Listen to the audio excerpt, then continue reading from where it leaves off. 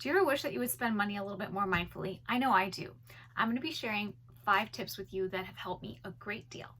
If you're new here, welcome. I'm Zeba Lennox. My channel is about fashion, styling, and tips on how to look your best. So this video on how to spend less money and how to spend more mindfully is a little bit of a change of pace for the content on my channel. However, it is related because in sharing all these wonderful shopping finds, there is probably somewhere in the back of your mind where you're wondering, what should I spend money on? What is really worth it? I gave up shopping for Lent for 6 weeks. It kind of came out of the blue.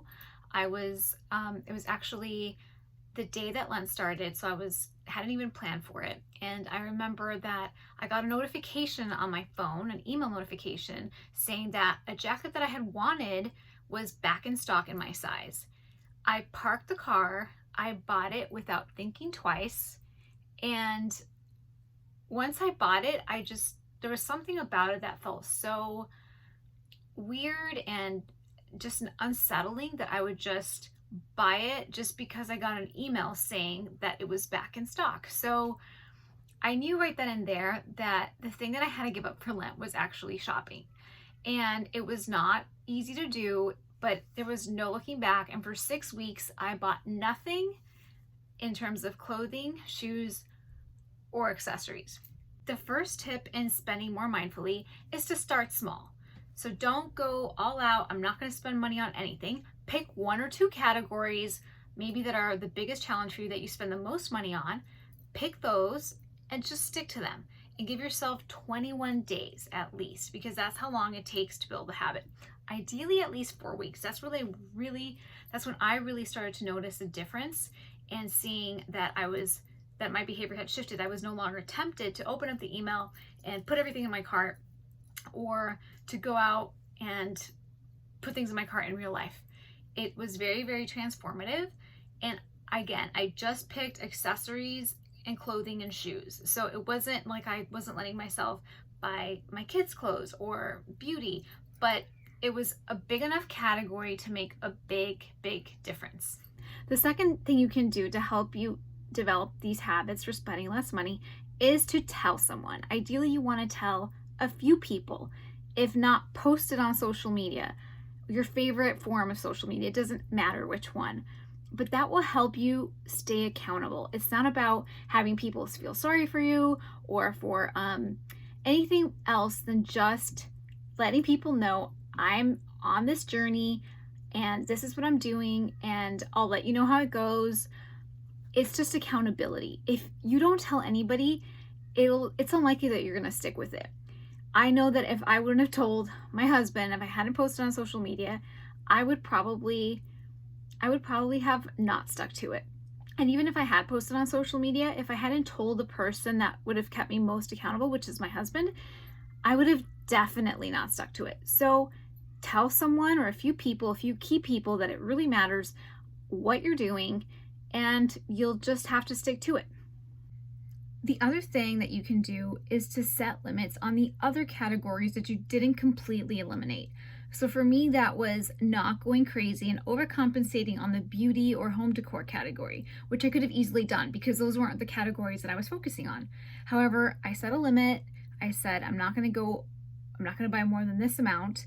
And it was just part of the whole program. But as I did the categories that were the hardest for me, it was easier for me not to overspend in the other categories because it was developing my habit. But you still want to set a limit just to make sure that you're not overcompensating. The fourth thing is to actually get physical and exercise. I know that this sounds unrelated, but it's actually very related. Every time that you buy something and that you put something in your cart and you get that email notification, or you walk out of the store with a huge bag, you get an instant hit of adrenaline and dopamine, which are amazing feel-good chemicals. The same feel-good chemicals that you get if you work out. So instead, if you're craving those feelings that you get that you would usually get with a shopping hit, you can just go for a run, you can go for a walk, you can put on my fitness workout program, which I'll link below. Anything that you can do to get those endorphins and adrenaline and dopamine all working for you. Number 5 is piggy bank what you would have spent. So what I started doing was keeping track. Okay, I would have bought maybe this and that, and just doing some loose calculations. I would have probably bought this and that if I weren't doing this shopping diet, and kind of saving it, right? Putting it aside and saying, I didn't spend this money, but when this is over, I can spend more money on one thing that is probably higher quality and it will mean more versus buying a lot of little things or a lot of junk or a lot of low quality things. It's definitely a step in minimalism, is just not looking for that transaction and looking for those to accumulate stuff. It's actually to hang on a second and to realize, what is it that I want to spend my money on? What is it that I truly want and that I'm not getting, but instead I'm getting all these other things? It's kind of like when you're on a diet and you really want just a cookie, like a regular chocolate chip cookie that has butter and real chocolate, but you don't want to eat it because you're on a diet. So instead what you do is you pick around. You might get like a couple of fat-free cookies here, you might do like a little bit of high fiber cereal there, and you're kind of snacking and picking, and then before you know it, you've eaten maybe 4 times the calories that you would have if you would have just had the chocolate chip cookie. It's kind of that same mentality.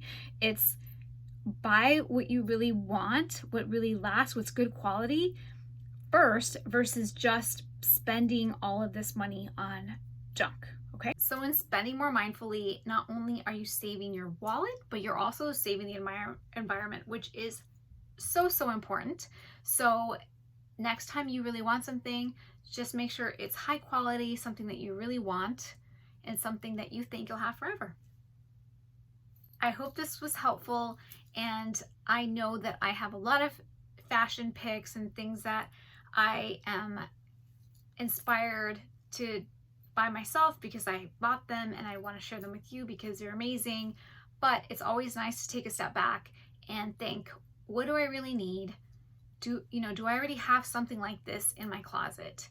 And finally, is this ultimately going to make me happier? Do I really need it? Or is it just something that I want for today? Hope this helps. I would love it if you subscribed and liked this video, if you like this video.